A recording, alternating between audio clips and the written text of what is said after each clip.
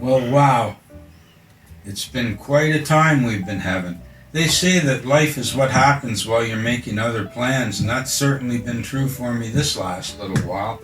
I was planning to finish off our Star Trail pictures to make some more videos for YouTube, some of our travel things, but I just got so bogged down. We had a new grandson born. That was just wonderful, so I had to go to the hospital and get a few shots there. That was super fun. Just great having some time with the family. Back in town, our last trip was 4 months long, so we had a lot of work to dig out from underneath. Getting the printer cleaned up and working again. It all took a lot of work, but we're back online now. Well, now, Thanksgiving weekend, we happened to see this little kitten at the side of the road. It had been hit by a car or something. I stopped and picked it up. We took it to the vet, and it lives fine with Bella right now. Another thing that happened, our printer caused us a lot of problems, so we got a new printer. Wow, I'm just waiting for some ink. The new printer uses the vivid magenta ink, so I had to order that. Came by FedEx. Getting ready to put the ink in the printer. There you go. FedEx comes through again. It's nice to have things delivered right to your door. Open up the package. The ink's nicely safe inside there. I agitate it a little bit, then pop it into the machine. Put the ink lever down. We're ready to roll. Just have to key up the paper, open up the slot, put the paper roll in, drop it down. Everything's got to be set up just right. Go down to the mark, back and forth, close the lever. Now the machine's going to go back and forth and do its little dance.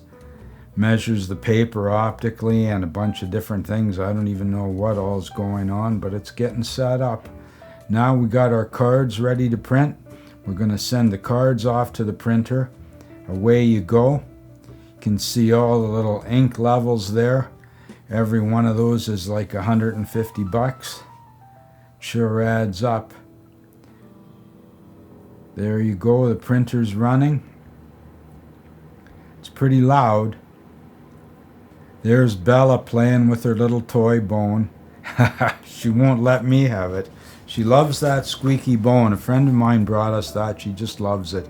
Now you can see our cards coming out. These are the ones that we use for Bella's Vistas. This is a photograph that was taken north of the Arctic Circle at sunrise. It's so beautiful. I just love it. We had such a great trip up there.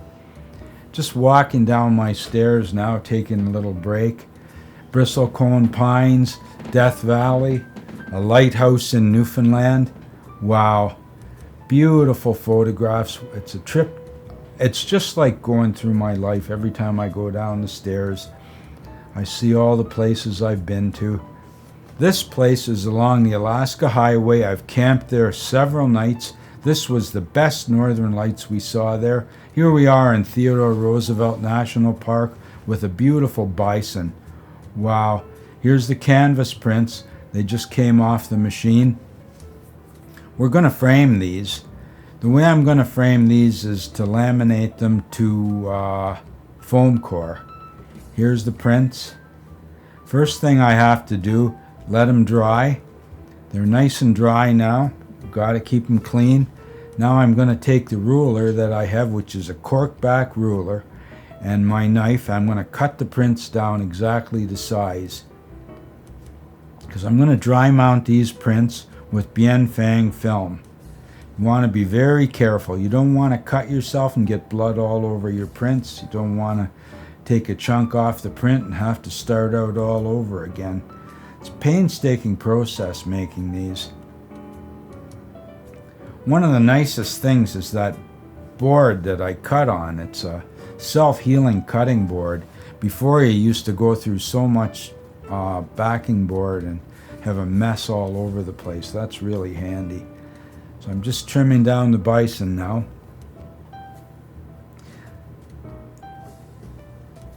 Here we go, trimming them down. This is printed on a matte canvas, Epson exhibition quality matte canvas. I find it really nice. Then I spray it with a special coating. You'll see how we do that. This board is acid-free foam core, and it's very nice. It's dimensionally stable, and I'm cutting it down here. It's acid-free archival material. So I'm cutting them exactly to 16 by 20. You get 4 pieces out of a sheet of board. Got to be very careful when you have the blade longer like that. You do not want, I've cut myself a couple times. It's not very nice. Okay, the board is cut right to size. This is the Bienfang dry mounting tissue. It's color mount. It's very nice material. It works at 190 degrees and takes a few minutes to dry mount the print. Now I'll show you how we do that. First thing we're going to do is tack the film onto the back of the print. You want to line things up nice and even because you don't want any of that getting on your press and causing problems. The tacking iron, I managed to find that for $5 at an auction. Mine was so old and worn, so now I got a nice brand new one for the last leg of my career, I guess. So I'm tacking the prints onto the foam core now. This keeps them nice, right in the right place. Now I take out this sandwich that I have here, which is brown paper, mounting board, and seal release paper. It's a silicone paper to help it release. There's my ever-present coffee beside the press, so gotta watch I don't spill that. Now I put it in here for about 45 seconds, just checking my numbers, forget things. Okay, now we're going to check the temperature with the digital thermometer. It's a lot more fun than my old meat thermometer that I used to use. Put it in the press. Now I'm going to go for 3 minutes, watching the temperature again. Take the print out. Now I'm going to rotate it and put it back in the press for another little while, just for safety's sake, just to make doubly sure. One time I had a print come off and I wasn't happy with that. My client had to bring it back and I had to reheat it again. I don't want that to happen again. I try to be so careful. Boy, that's nice coffee. It's made with distilled water and fresh ground beans. Okay, there we've got our bison. Wow, I had a great time in Theodore Roosevelt Park. I met some nice people there, some truck drivers. You know, you're on vacation. Well, the truck drivers, they're taking a break too. They want somebody to talk to. Now, this kind of mounting, the print is sealed from the back. There's no way any gases or anything can get to the back of the print. And then over the front, I'm going to spray it with a protective eco spray. You'll see how that happens pretty soon. Okay, now I'm tacking up the next one.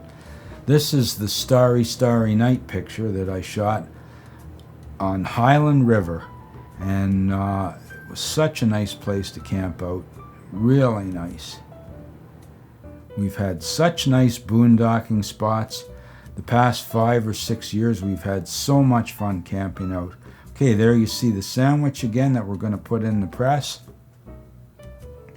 In it goes.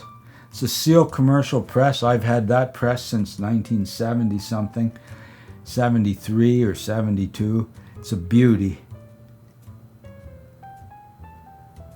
Thermostat still works on it. I checked it out with the digital thermometer, adjusted it a little bit. Okay, we're going in for another bang in the press. And we're done. We're pulling the print out again now.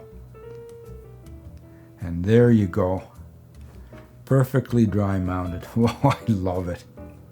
Such a beautiful print. Just checking my press again here. There's the meat thermometer that I used to use. Digital thermometer is just so much more fun. Yeah, there you go. Used to just use the little red light for timing too, which is crazy, counting the beats with that, but now I use my watch. Okay, now I'm mixing up the medicine here, putting a little water in eco spray, shake it up, give it a little bit of a stir, make sure it's just about the right intensity for spraying. There's the eco spray. Very nice stuff. Okay, check the gun. Use a high volume, low pressure done, 30 psi. Got my ventilator fan above. There you can see the spray going on the prints, nice and even. Just make sure that I get a nice even coating. First coating you put on pretty light, and then after that you can go a little heavier. There's my bison again. The bison came by my table when I was making coffee and had a look around. Then he went and walked all around my van. It's interesting. Now we're going to frame this print. If you come back for our next video, you'll see us all the work we're going to do on this. We're going to spray it and dry it and stretch it and frame it. It's going to be wonderful. Okay, now I'm just double checking my prints to make sure the size is right. You want to make sure that everything fits. Double checking the size, everything is good. Happy with that. Now I'm going to cut my frames. This is a Morso chopper, does a nice job on the frames. Now you'd think I get this molding from the woods behind my house, but it actually comes from Indonesia. I'm not sure just why, but that's where it comes from. It's Michelangelo black molding. I love it. It's my favorite molding. They always know what kind of molding to get me when I go to the frame store. Now here I am unwrapping the molding. You want to be really careful with this chopper. I mean, you don't even want to brush your hand by those blades. But when they're coming down, it's a tremendous pressure. Here I'm setting it up. You want to know where each hand is when that's going down. There you go. You see how it does it in little bites? It cuts through the molding, and it gives the best finish I've ever had on a cut. Nice, perfect cuts. Better than a saw. You don't have sawdust flying all around. Now it's bad that I have those things on the floor. I should be more careful. I shouldn't have stuff like that laying around on the floor. Gonna have to be more careful. It's one thing nice about watching myself working in videos. I can hear how I talk to people, and maybe I have to watch my tone a little bit. I can see things that I'm doing that might be dangerous. Especially when I'm out talking to bears on the road. I gotta watch. I've seen myself too close to the bears from my dash cam. So here I'm getting my molding pieces all cut. There you go. Now this machine cuts both sides at once. So you get 245 degree cuts. So you're basically taking a 90-degree chunk out of the molding. You can see here the scale. This is what measures the rabbet or the rebate on the frame. Once we measured the rebate, we use this special ruler. Now the top increments 1 inch is actually 2 inches. So from 3 to 4 on the top ruler, you see that it's really 2 inches. That's what takes care of the rebate, so your corners are right. And we can use this ruler to make sure that the frame is the right size. Now that I've got everything cut, we've got our 4 16-inch pieces and our 4 20-inch pieces. We're going to use some glue. There's the framing glue that I use, Maximum Blue. It's a fast drying and it's high-powered glue. We're going to put it on the pieces here. Put it on all 4 pieces. You just do one frame at a time. And I get it ready.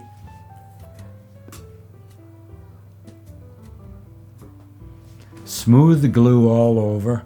Now my V-nailer is in the back, my Cassisi V-nailer. I put the long piece on the left-hand side first. Line everything up very carefully. There you go, 1, 2, and 3. You got 3 V-nails in as fast as that. Move on to the next corner. Look at that. Check the corners. Everything is going really nice. It's really going good. You want to be fairly quick at this because you want it done before the glue is dry, but you want to make sure that you get nice tight corners. So you really want to watch too. There, now we're just going to clean the corners off. I'm so tempted to frame these right away, but I want to wait until the glue is dry. So I wash off all the glue. Now it's the next day. Everything's dried overnight. Just checking my corners, and every one of my frames has 4 nice corners. That makes me very happy. Here you go. Now I'm dropping in the bison. The frame is dry, the print's sprayed and dry. Now I use my, what do you call that thing? Fletcher. The Fletcher point driver.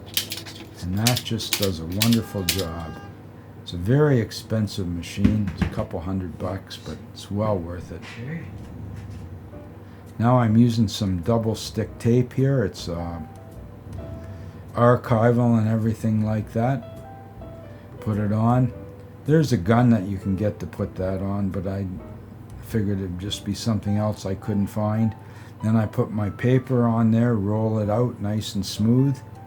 Another thing, there's a special knife that you can get for, well, I have it, for trimming the paper, but it never seems to work, so I get a better job just using my finger and thumb and the knife to go around the frame. Bella's hearing somebody outside honking horns and whatnot. So there you go. It's all looking really good. It's nice, solid, and clean. I'm going to measure it for put the wire on. The nice thing about this paper, it keeps spiders out. If you don't use the sealing paper on the back, you're going to have spiders living in the back of your prints, and you don't want that. So I measure 1/3 from the top, and I put the screws in with my little screw gun there. Look at there. Made sure it's the top. You don't want to put it on the bottom. Here we go. Put the wire through. Go through, tie it in a bit of a knot, and then wind it up nice and clean. And then I'll stretch the wire out a little bit, clip it off. There you go. It's a painstaking process, but when you're done, you got a nice product. It's beautiful. Now I'm just going to put some protective cardboard corners on there so the corners don't get broken, or if the frames get stacked up together somehow, they won't scratch each other. There you go. Beautiful. Nice job. There you go, Starry Night. Nice and sparkly. Wow, the canvas, it's a matte canvas, but with the glossy spray, it really comes to life. There I go with the Fletcher again, all around the frame. Boom, boom, boom, boom, boom. We used to use brads and push them in with the pliers, and that was horrible. This is so much nicer. There you go. Now we put the tape on. There you go.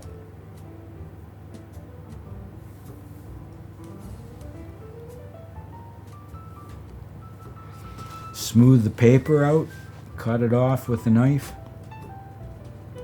Once again, all around the garden, trimming everything nice and neat. Marking it, putting the screws in.